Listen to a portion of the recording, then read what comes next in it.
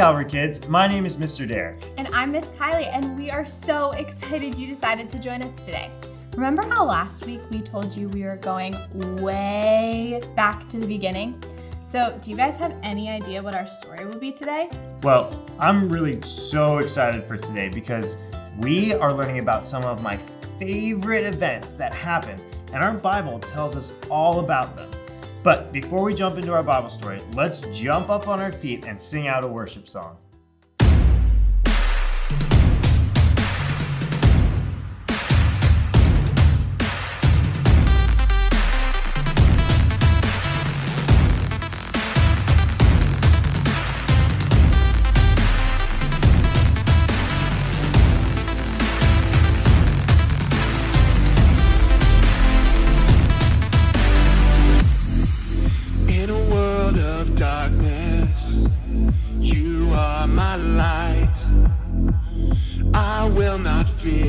You're by my side, and I'm running, I'm breaking through the night, by the power of your might, the power of your might.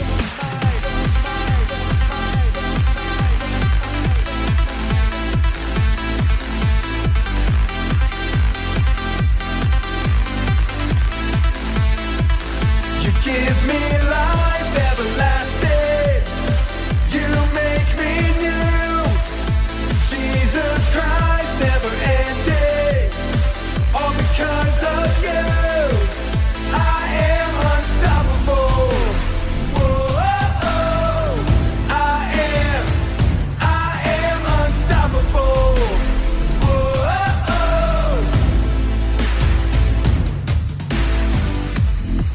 I'm tearing down these walls that hold me back. Can't stop me now, can't keep me down. Don't count me out, 'cause I'm running, breaking through the night, by the power of your might, the power of your might. You give me life everlasting. You make me new, Jesus Christ, never ending, all because of you. I am strong, I am brave, I'm not alone, I'm not afraid, because of you. I am unstoppable, I'm a child of God, standing strong on the solid rock. Yeah, I got power inside from the Most High, and I'm gonna light this world up, 'cause I'm on fire. Ignite, see me breaking chains in His name, unstoppable. No matter the obstacle, nothing is impossible. Never gonna quit, never gonna stop moving. Yeah, I'm gonna win, no way I'm losing. No way I'm losing, I'm unstoppable. You give me life everlasting. You make me new, Jesus Christ, never ending, all because of you. I am strong, I am brave, I'm not alone, I'm not afraid, because of you. I am unstoppable, I am unstoppable.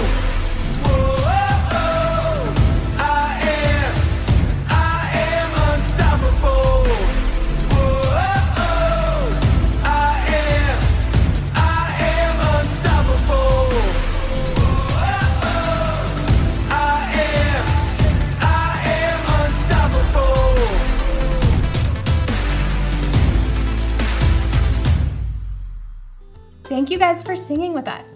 Mr. Derek was really dancing around too. I wish you guys could have seen it. I want to tell you guys something about myself. I love creation, like everything about it. Nature, animals, all of it. Me too. What is your favorite place to go in God's creation? I love the beach, the waves and the sand and how it is warm. I really, really love everything about it. Mr. Derek, what's your favorite animal? My favorite animal is a tortoise. A tortoise? Really? What do you like about tortoises?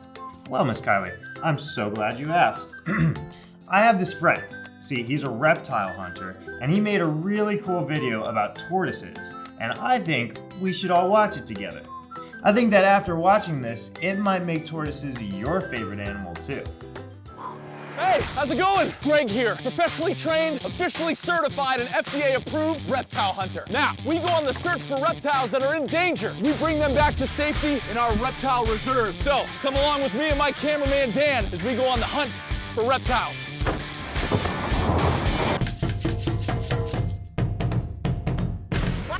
Watch this.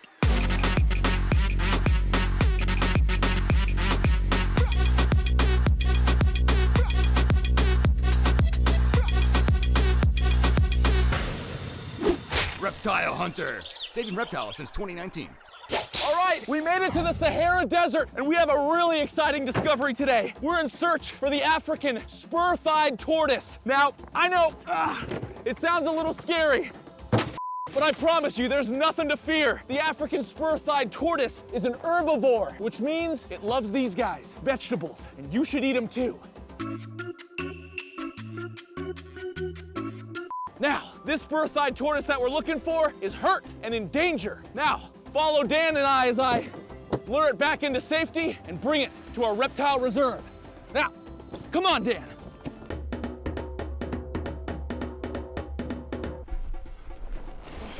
All right, so we're still on the hunt. We still have our trusty vegetables here, and hopefully that tortoise will smell. But in the meantime, we gotta start tracking in different ways. We're looking for footprints now. Now in the Sahara, there's lots of different animals, birds, lizards, giraffes, you name it. But luckily, we have our trusty Tracker Beam 3000. The Tracker Beam 3000. Cost $3,000. Purpose, tracking things. Now, the Tracker Beam 3000 will point out the tortoise's footprints. So we gotta know, if we were a tortoise, where would we go? Come on, let's look. Now, the Sahara Desert is one of the hottest places on Earth. It gets less than 1 inch of rain per year, which means this tortoise has gotta find a place to get water. So it gets it sometimes from eating little pieces of grass like this. Just this little piece of grass will give the tortoise enough water to survive. Now, here's the deal. Come look at this.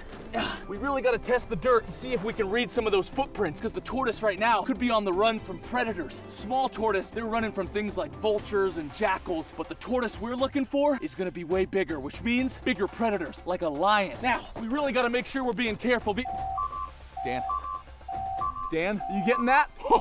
I'm getting it, Dan. We got a tortoise. Come on, get the lettuce. All right, let's go. All right, Dan, we're really getting a lot of strong readings here. Now it's picking up a lot of different footprints, but... Oh, goodness. Dan, an African spur-thighed tortoise. The Tracker Beam 3000 worked, and it brought us right to this guy. Maybe 60, 75 years old, and it looks like he's hungry. So we really gotta get him back to the reptile reserve and see if we can get him some food. Now this guy's probably maybe 50 or 60 pounds, so I might need some help with him. Oh, look at this guy, Dan. Can you see him? Let's go.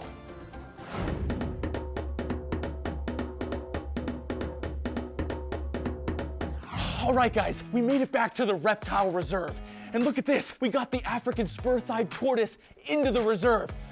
I got some water, Dan got some water, and most of all, we got him some food, and he's loving it. After he ate some lettuce, we put him on the scale and he weighs 75 pounds. That's huge, but we also learned that he can grow up to 200 pounds like some of his friends out there in the wild. But he's still a kid, so he still has more growing to do. But check this out, they can grow up to 200 years old. That is unbelievable stuff. Okay. Honestly, tortoises are pretty cool. They can live for so long. That really is crazy. But my favorite animal is a giraffe. I love how long their necks are. But wait, where did all these animals come from? And the plants and the water too? Who created it all? I'm so glad you asked that too. Today, we are going to open our Bibles to the very first page.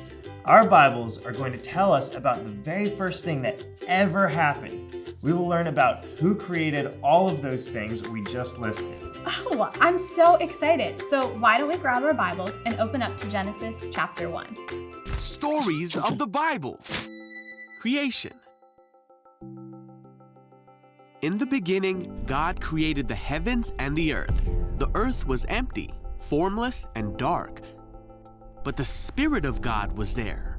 On the first day, God said, "Let there be light." And God saw that the light was good. Then he separated the light from the darkness. God called the light day and the darkness night. On the second day, God said, "Let there be a space to separate the waters of the heavens from the waters of the earth." God called the space sky. On the third day, God said, "Let the waters beneath the sky flow together into one place, so dry ground may appear." God called the dry ground land and the waters seas, and God saw that it was good. Then God said, "Let the land sprout with every sort of plant and tree." And God saw that it was good. On the fourth day, God said, "Let lights appear in the sky to separate the day from the night." God made two great lights, the sun for the day and the moon for the night. He also made the stars. God set these lights in the sky to light the earth, and God saw that it was good. On the fifth day, God said, "Let the waters swarm with fish and other life. Let the skies be filled with birds of every kind." And God saw that it was good. On the sixth day, God said, "Let the earth make every sort of animal." God made all sorts of wild animals, livestock and small animals, each able to have babies of the same kind. And God saw that it was good. Then God said, "Let us make man in our image, to be like us." So God created man in his own image. He formed man from the dust of the ground. He breathed the breath of life into man, and a man became alive. Then he saw that the man needed a helper, so God put man into a deep sleep, and while he slept, God took one of the man's ribs. Then God made a woman from the rib and brought her to the man. Hi! Then God blessed them and said, "Be fruitful and multiply. Fill the earth and rule over it. Rule over the fish in the sea, the birds in the sky, and all the animals that scurry along the ground."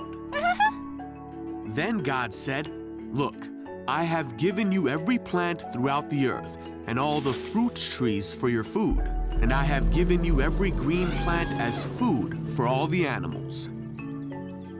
Then God looked over all he had made, and he saw that it was very good. So the creation of the heavens and the earth and everything in them was done. So on the seventh day, God rested from all his work, and God blessed the seventh day and said it was holy.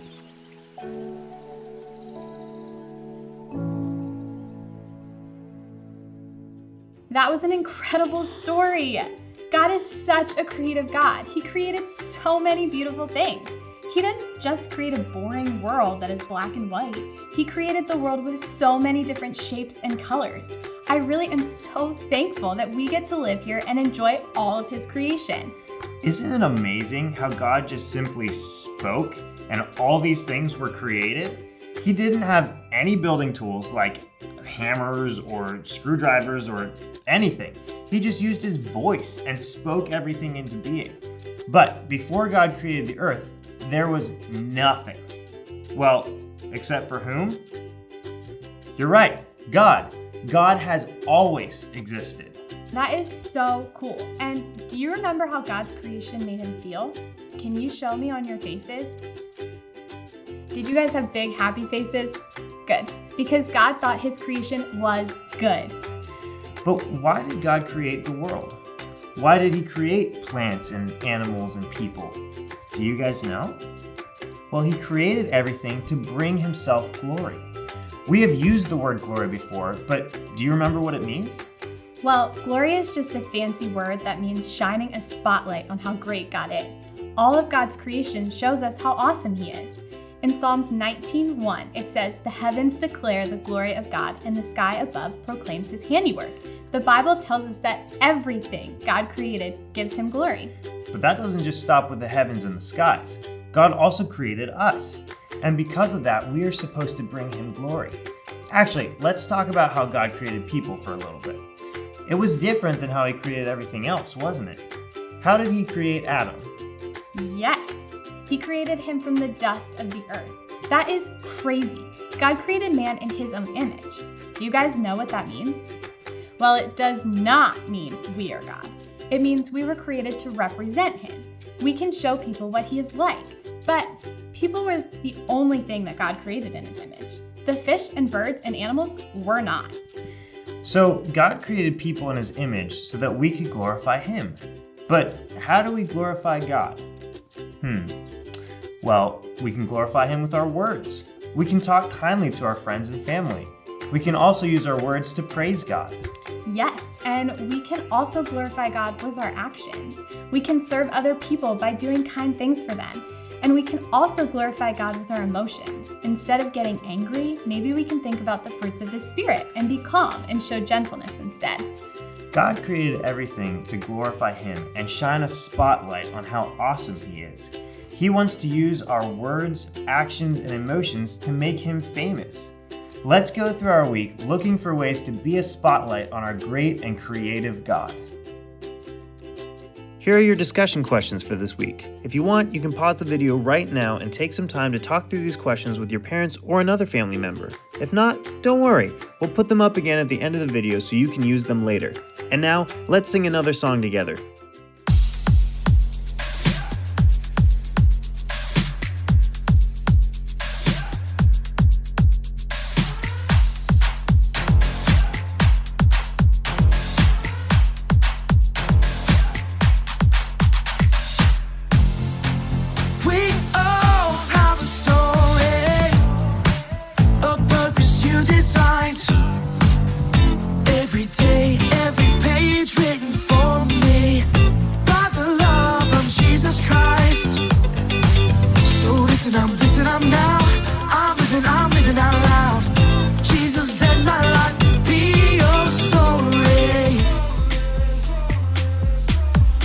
Singing out, yeah, you're the one I want, my life to celebrate.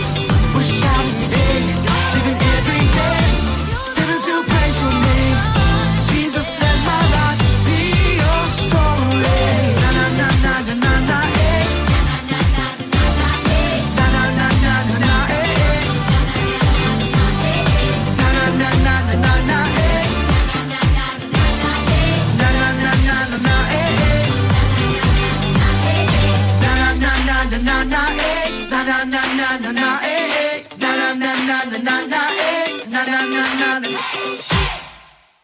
God created everything. What an amazing God He is. He created the beach and the mountains and the snuggly puppies that you might have. And everything was perfect, and Adam and Eve were living in peace with God. There was no sin. This is really a happy ending to our story. But you all are so smart, so I'm sure you know that this isn't how it stayed in the beautiful Garden of Eden. So come back next week to see what happens next in our Bibles. We are so glad you joined us today. Have the best week. Bye.